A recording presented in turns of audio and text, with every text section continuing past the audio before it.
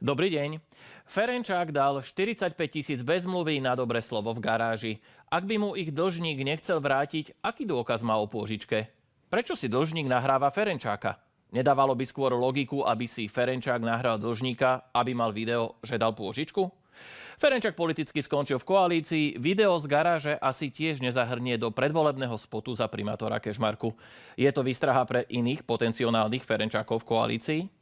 Machala v garáži nebol, dokonca ani vo vesmíre, ale teraz prišiel s nápadom poslovenčiť zahraničné skratky. V dobe YouTubeovej a Instagramovej je naozaj spisovná slovenčina pokrivená. Jazyk patrí k symbolom národa a je správne, aby štúrovské úsilie niekto bránil. Kultivovaná a spisovná reč patrí do verejnoprávnej televízie. Lenže Machala presadzuje veci presne spôsobom, ako ten neobľúbený učiteľ, ktorý znepríjemňuje študentom život a všetci sa už nevedia dočkať, kedy odíde do dôchodku. PS potvrdilo na sneme Šimečku za predsedu a zároveň Matovičovi vyslalo signál, že s ním nepočíta, ale s jeho bývalými spolusúputníkmi, dnes už demokratmi Naďom Šeligom a Hegerom áno.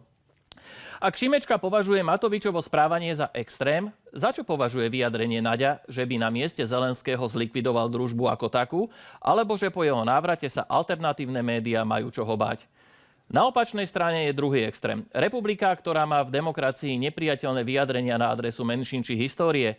Dnes Mazurek nemá holú hlavu, nenosí bomberu ani nehajluje. Má oblek, kravatu a dlhšie vlasy, ale zmenilo sa aj mentálne nastavenie? A protiváhou k tomu má byť mentálne nastavenie Naďa mstiť sa, cenzúrovať a vyhrážať sa? Štandardné strany by sa od praktík, o ktorých verejne hovoria demokrati a republika, mali dištancovať a vrátiť hru späť do zápasu, kde je na výber liberálna a pravicová demokracia, sociálna a ľavicová demokracia, konzervatívne národné či európske hodnoty.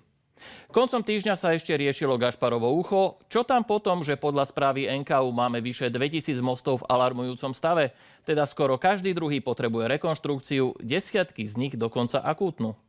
Predzvesťou toho, čo môže nastať u nás, je dianie v Maďarsku, kde sa ľahko môže stať, že porazený vo voľbách neuzná výsledok a nastane chaos. A zatiaľ, čo s Maďarmi rebelujeme v Únii, náš severný sused Poľsko preskočil Švajčiarsko a stal sa 20. najväčšou ekonomikou sveta, pretože jeho HDP po prvýkrát preskočilo hranicu bilióna dolárov. Krajina, ktorá dvakrát zmizla z mapy sveta a rovnako ako my bola sovietským satelitom, má na rozdiel od nás po 30 rokoch našliapnuté stať sa kľúčovou európskou veľmocou vďaka obrovskej armáde a ekonomickému rastu. Aj my budeme takí úspešní? A s kým? S extrémistami vo vláde? Vítajte v politike.